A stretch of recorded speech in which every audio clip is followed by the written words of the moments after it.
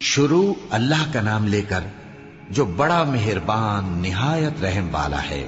الف لام را، یہ ایک پر نور کتاب ہے، اس کو ہم نے تم پر اس لیے نازل کیا ہے کہ تم لوگوں کو اندھیروں سے نکال کر روشنی کی طرف لے جاؤ، یعنی ان کے پروردگار کے حکم سے عزت والے خوبیوں والے مالک کے راستے کی طرف، یعنی اس اللہ کے راستے کی طرف کہ جو کچھ آسمانوں اور زمین میں ہے سب اسی کا ہے، اور ان کافروں کے لیے عذاب شدید کی وجہ سے تباہی اور بربادی مقدر ہے، جو آخرت کے مقابلے میں دنیاوی زندگی کو پسند کرتے اور لوگوں کو اللہ کے راستے سے روکتے اور اس میں کجی چاہتے ہیں۔ یہ لوگ بڑے دور کی گمراہی میں ہیں، اور ہم نے کوئی پیغمبر نہیں بھیجا مگر وہ اپنی قوم کی زبان بولتا تھا تاکہ انہیں احکام الہی کھول کھول کر بتا دے۔ پھر اللہ جسے چاہتا ہے گمراہ رہنے دیتا ہے اور جسے چاہتا ہے ہدایت دیتا ہے، اور وہ غالب ہے، حکمت والا ہے۔ اور ہم نے موسیٰ کو اپنی نشانیاں دے کر بھیجا کہ اپنی قوم کو تاریکیوں سے نکال کر روشنی میں لے جاؤ اور ان کو اللہ کے دن یاد دلاؤ، اور اس میں ان لوگوں کے لیے جو صابر و شاکر ہیں نشانیاں ہیں۔ اور جب موسیٰ نے اپنی قوم سے کہا کہ اللہ نے جو تم پر مہربانیاں کی ہیں ان کو یاد کرو، جبکہ اس نے تم کو فرعون کی قوم سے رہائی بخشی، وہ لوگ تمہیں برے برے عذاب دیتے تھے اور تمہارے بیٹوں کو مار ڈالتے تھے اور تمہاری لڑکیوں کو زندہ رہنے دیتے تھے، اور اس میں تمہارے پروردگار کی طرف سے بڑی آزمائش تھی۔ اور جب تمہارے پروردگار نے تم کو آگاہ کیا کہ اگر شکر کرو گے تو میں تمہیں زیادہ دوں گا، اور اگر ناشکری کرو گے تو یاد رکھو کہ میرا عذاب بھی سخت ہے۔ اور موسیٰ نے صاف صاف کہہ دیا کہ اگر تم اور جتنے اور لوگ زمین میں ہیں سب کے سب ناشکری کرو تو بھی اللہ بے نیاز ہے، قابل تعریف ہے۔ بھلا تم کو ان لوگوں کے حالات کی خبر نہیں پہنچی جو تم سے پہلے تھے، یعنی نوح اور عاد اور سمود کی قوم اور جو ان کے بعد تھے، جن کا علم اللہ کے سوا کسی کو نہیں۔ جب ان کے پاس ان کے پیغمبر نشانیاں لے کر آئے تو انہوں نے اپنے ہاتھ ان کے منہوں پر رکھ دیے کہ خاموش رہو، اور کہنے لگے کہ ہم تو تمہاری رسالت کو تسلیم نہیں کرتے، اور جس چیز کی طرف تم ہمیں بلاتے ہو ہم کو اس میں بھاری شک ہے۔ ان کے پیغمبروں نے کہا، کیا تم کو اللہ کے بارے میں شک ہے جو آسمانوں اور زمین کا پیدا کرنے والا ہے؟ وہ تمہیں اس لیے بلاتا ہے کہ تمہارے گناہ بخشے اور ایک مدت مقرر تک تم کو مہلت دے۔ وہ بولے کہ تم تو ہمارے ہی جیسے آدمی ہو، تمہارا یہ منشا ہے کہ جن چیزوں کو ہمارے بڑے پوجتے رہے ہیں ان کے پوجنے سے تم ہمیں روک دو، تو اچھا کوئی کھلی دلیل لاؤ، یعنی معجزہ دکھاؤ۔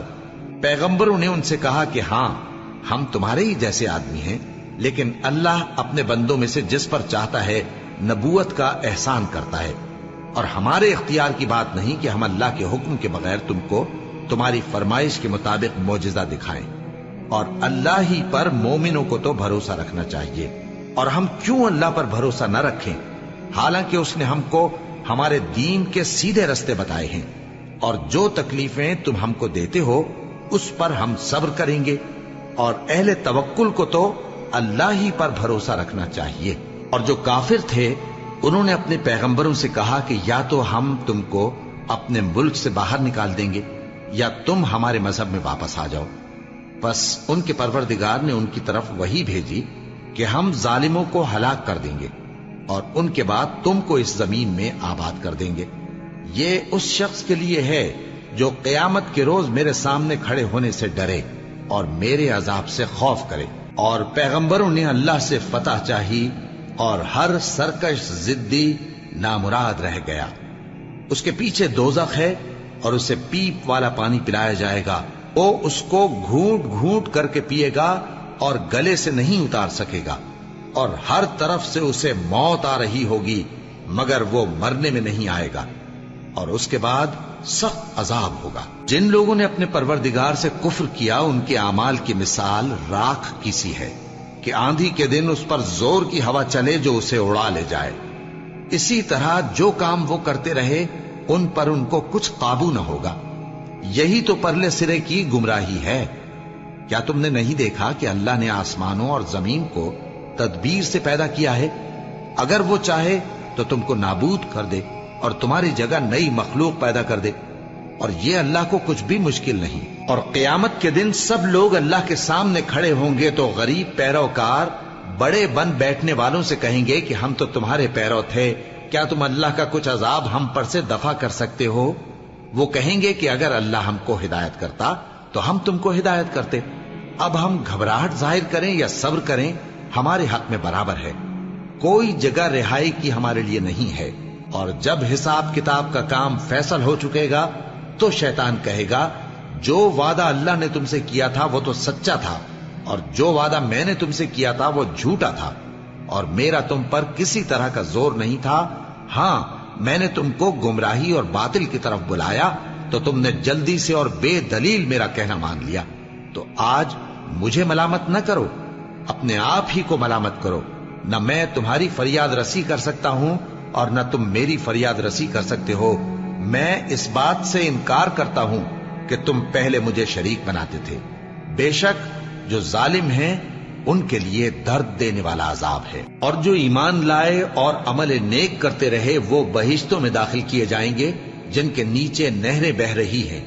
اپنے پروردگار کے حکم سے وہ ہمیشہ ان میں رہیں گے، وہاں وہ ہر ملاقات پر ایک دوسرے کو سلام کہیں گے۔ کیا تم نے نہیں دیکھا کہ اللہ نے کلمہ طیبہ کی کیسی مثال بیان فرمائی ہے؟ وہ ایسی ہے جیسے پاکیزہ درخت جس کی جڑ مضبوط ہو اور شاخیں آسمان میں پھیلی ہوں۔ وہ اپنے پروردگار کے حکم سے ہر موقع پر پھل لاتا ہو، اور اللہ لوگوں کے لیے مثالیں بیان فرماتا ہے تاکہ وہ نصیحت حاصل کریں۔ اور ناپاک بات یعنی غلط عقیدے کی مثال ناپاک درخت کی سی ہے کہ وہ زمین کے اوپر ہی سے اکھیڑ کر پھینک دیا جائے، اس کو ذرا بھی قرار و ثبات نہیں۔ اللہ مومنوں کے دلوں کو صحیح اور پکی بات سے دنیا کی زندگی میں بھی مضبوط رکھتا ہے اور آخرت میں بھی رکھے گا۔ اور اللہ بے انصافوں کو گمراہ کر دیتا ہے، اور اللہ جو چاہتا ہے کرتا ہے۔ کیا تم نے ان لوگوں کو نہیں دیکھا جنہوں نے اللہ کے احسان کو ناشکری سے بدل دیا اور اپنی قوم کو تباہی کے گھر میں لا اتارا، یعنی دوزخ میں، کہ سب ناشکرے اس میں داخل ہوں گے اور وہ برا ٹھکانہ ہے۔